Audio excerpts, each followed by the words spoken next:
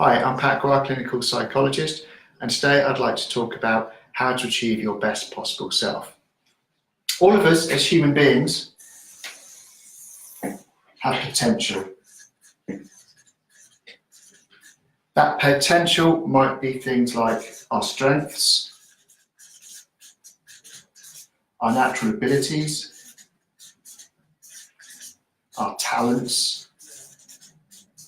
the things that we're good at, the things that we enjoy doing. That's our potential. And all of us have different potential. As well as our potential,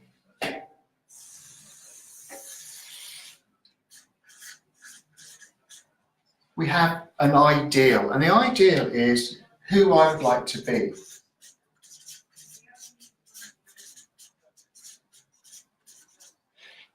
The person I'd like to be. So we have two things. We have our potential, we have the ideal, who I want to be, the person I'd like to be, how I'd like to live my life. Then we have the actual.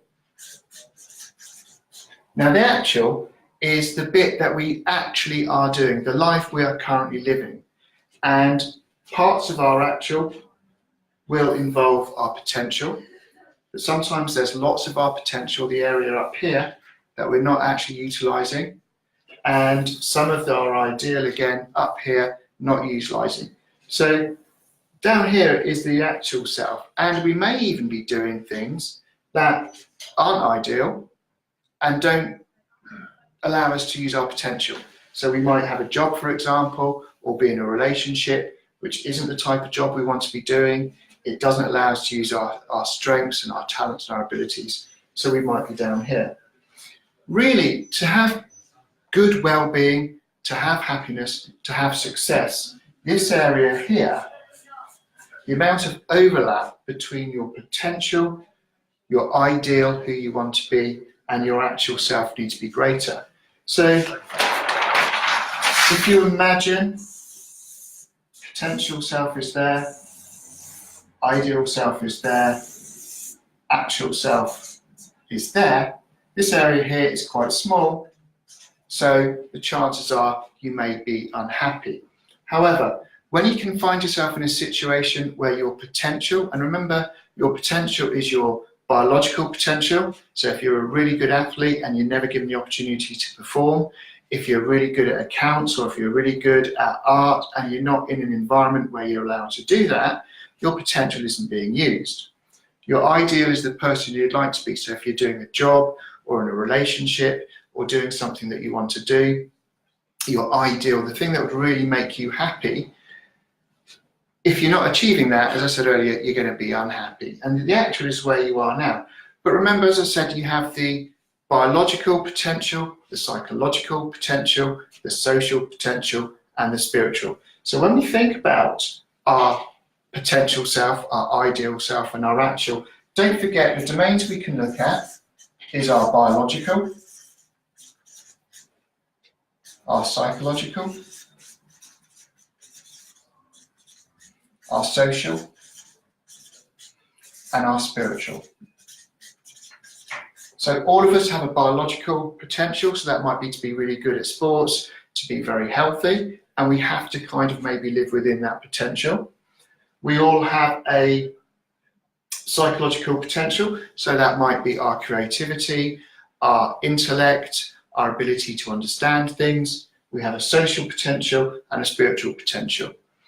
Again, similarly, our ideal self, we might want to be super fit, we might want to be a certain weight, we might want to have a certain health condition.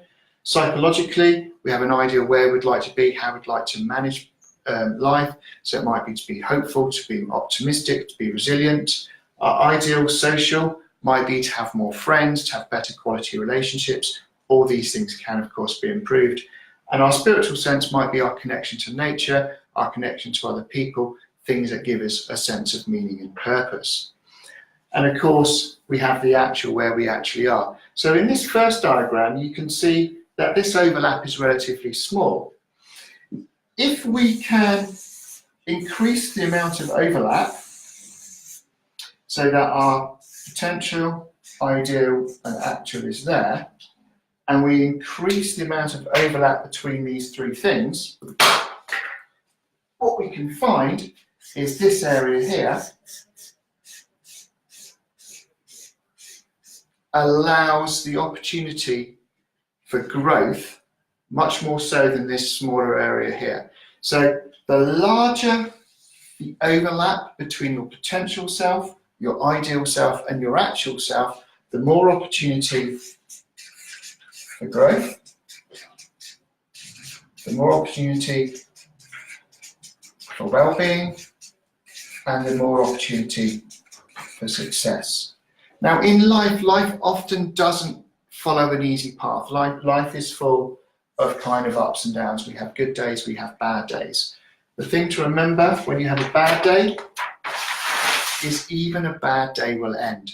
But I just want to stick with this idea that we move around. So remember, we always have biological.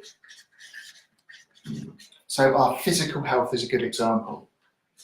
We have psychological.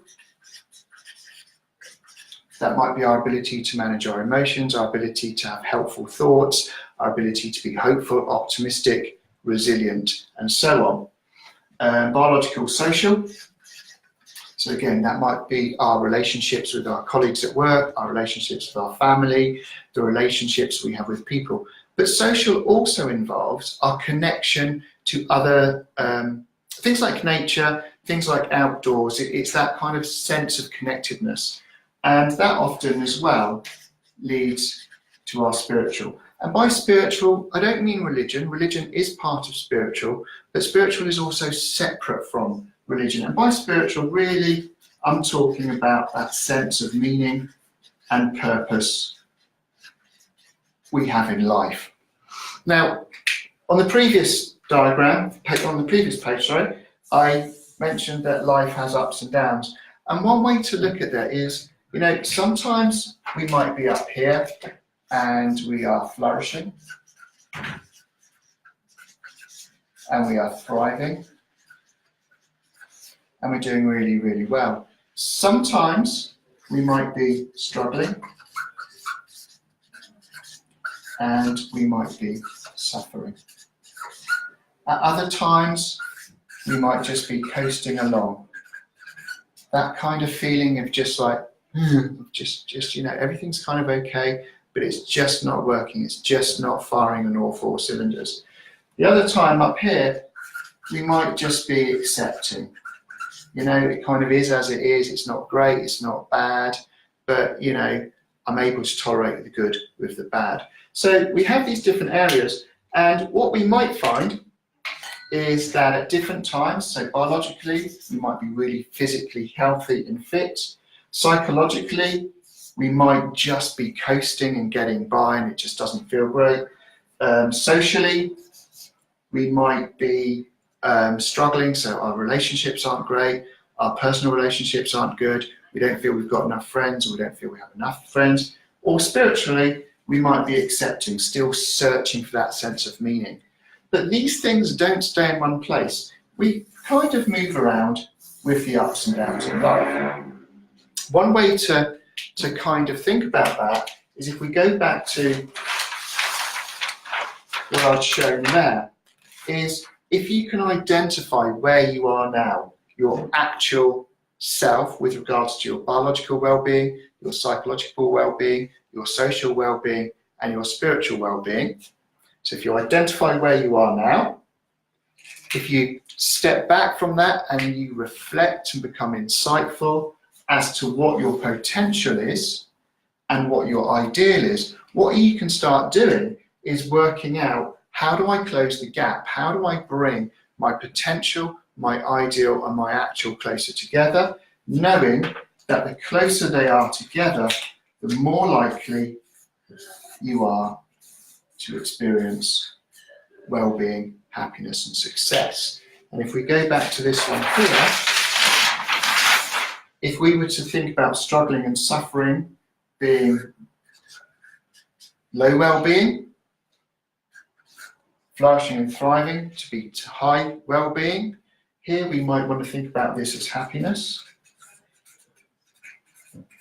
So we've got low happiness down there, and we've got high happiness up there. So if we have high happiness and high well-being, we're more likely to flourish and thrive. If we have low happiness and low well-being, we're more likely to be suffering and struggling. If we have high happiness and low well-being, we may be more likely to be accepting of what is happening. And if we have low happiness but good well-being, we're just coasting, we're just getting through life. But remember, none of these things are static and they move around. The way you move around is by knowing where you are now, then thinking about where you want to be, what potential you have to get there, and how do you get from this is where I am now, this is where I want to be, and these are my skills, these are my abilities, these are my natural talents. So the idea is to create your best possible self with regards to your biological well-being, your psychological well-being, your social well-being, and your spiritual well-being. So it's about stepping back and thinking, what are the 4 areas I've got? I've got my biological, my physical health, my psychological well-being, my ability to manage my thoughts, my ability to manage my emotions, my ability to manage my body sensations, which fit back up into biology. So if you remember previously in some of the videos, if you've watched those, we always talk about body sensations, emotions, actions, and thoughts, so that you can get in control of your body sensations, your emotions, your actions and thoughts. And of course the idea of that is so that you march to the beat of your own drum. We can't control what happens outside of us, we can only control what happens within us. And if we are aware of our body sensations, our emotions, our actions and our thoughts, we can march to the beat of our own drum. The best possible self involves having as much overlap between my potential, my actual, and my ideal. That is my best possible self is in there. The thing is though, with our best possible self, there's a couple of things we need to do, or a couple of things we need to remember. The first thing is, we need to be realistic. I need to have a realistic understanding of what my potential is. I'm sure many people watch America's Got Talent, Britain's Got Talent, and those shows where somebody who has no natural ability really does believe that they're a great singer. They're not realistic in what their talent is. So one thing you have to have is a realistic understanding of what your abilities are, what your strengths are, what your skills are, what your talents are. Now, just because you're not talented in something, I'm not particularly good at drawing, I'm not particularly good at writing things up, my spelling is very wobbly at times, but I enjoy doing it. So just because I'm not good at it doesn't mean that I can't do it and I can't gain pleasure from it. What it does mean is it's not a realistic option for me to try and be somebody who makes lots of money out of writing really neatly and having really good spelling. It's not realistic for me to try and be successful as a pop star. I would love to fly. My driving, sometimes I get a little bit, I hope I'm safe, I think I'm safe. I'm pretty good at getting from A to B without crashing into anyone or anyone crashing into me. But sometimes being dyslexic, I get my left and right muddled up and I can get a bit flustered. I would love to be able to fly, but I think, do you know what? I can't get my left and right muddled. I get my left and right muddled up quite easily. If I add that dimension of up and down, it's going to be even harder. So realistically, I don't think I'd be a very good pilot. That doesn't mean I wouldn't like to do it. So it's about being realistic. The next thing you want to think about, is it achievable? You know, sometimes we can have great dreams, we can have great aspirations, we can really want to do something, but it might not be achievable. So a good example is I might like to be an astronaut. I might like to go to the moon. I know that's a big example, but in all honesty, that's not achievable. So when we set our goals, we always want our goals to be realistic. We want our goals to be achievable. We want them to be manageable. We want to be able to succeed in them. So it's exactly the same when we think about our potential, our actual and ideal self. We do need to be grounded in reality. We need to be aware of our talents and our strengths, but not be overconfident or under-assess them. We need to make sure that what we do and the steps we take is achievable.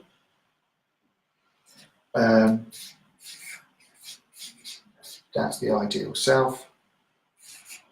And so we have a realistic, achievable, ideal self. And the idea is that spells raise, hopefully.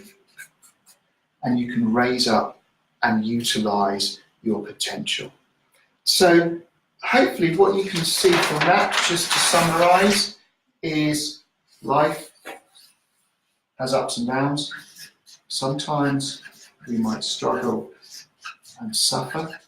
Sometimes we might flourish and thrive. Sometimes, if we call the purple one biological, sometimes our psychological well-being,